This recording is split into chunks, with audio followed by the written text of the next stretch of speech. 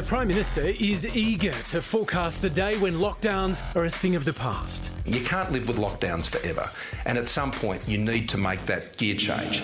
And that is done at 70% because that's where we're advised from the medical science that you can make that gear change.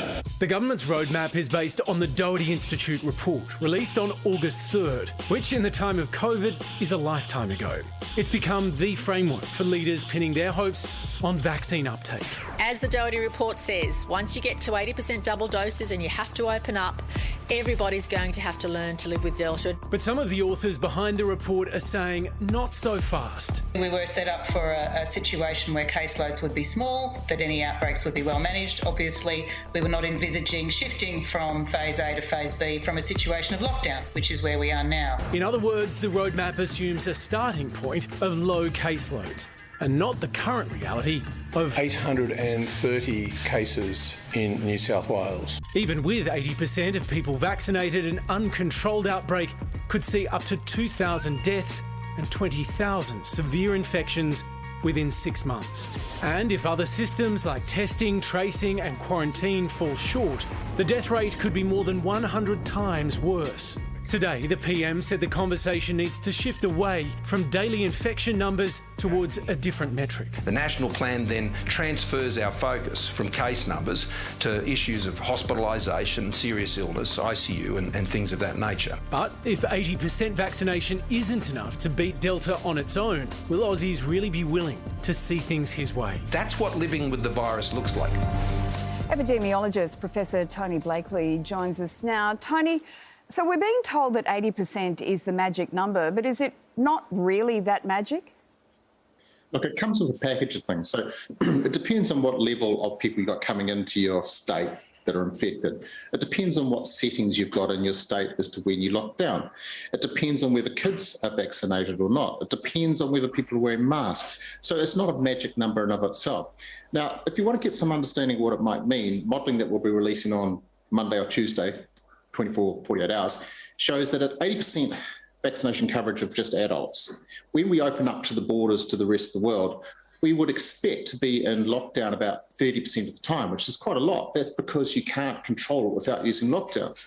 Now, if you also vaccinate kids at 80%, you halve the amount of time in lockdown, so that's good. And if you get 90% vaccination coverage, you do even better. So we have all this formula to look at the moment. So if we were to abandon restrictions at 80%, how bad do you think things could actually get? Well, again, if we abandoned restrictions at 80% and let people in from overseas and we let a lot of people in, it would not be good.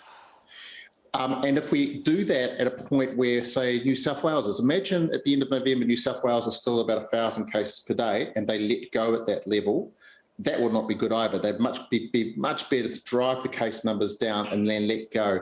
And I really think we're learning more about Delta. It's worse than what we thought it was, even 3 weeks ago.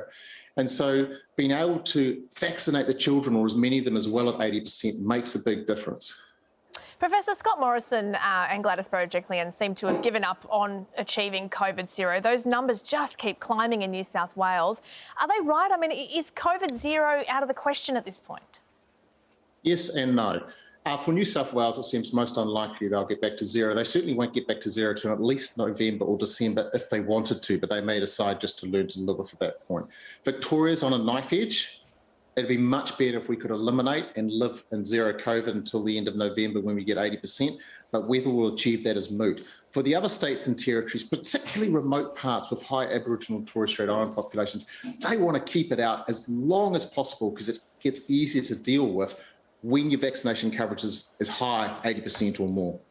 Tony Blakely, you've mentioned the possibility of vaccinating children a few times already this evening.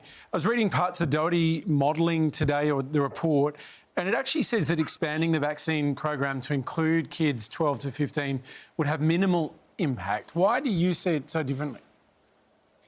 It will have a big impact, and the Doherty modelling wasn't very good on that front. But hey, our modelling even 3 or 4 weeks ago too, we didn't actually quite understand how infectious it was amongst children.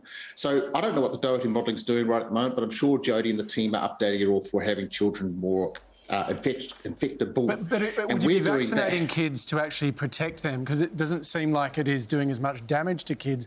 or are we vaccinating them to stop the spread through the broader community? Is that what you're getting at? Both. So, we won't just force the vaccine on kids, but we'll be offering it to them and their parents. And it's better for them to be vaccinated because the adverse effects of being infected, even though it's not likely to be that bad, will be better than the small risk of getting vaccinated. But yes, it has a halo effect, a positive spin-off effect.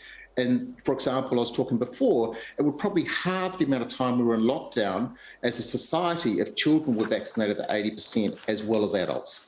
All right, Professor Tony Blakely, always appreciate your time. Thanks a lot. Pleasure. I hope that was useful. From expert opinions to in-depth analysis and reporting, the Project YouTube brings you the biggest stories from Australia and around the globe. Hit the subscribe button now for news delivered straight to your feed.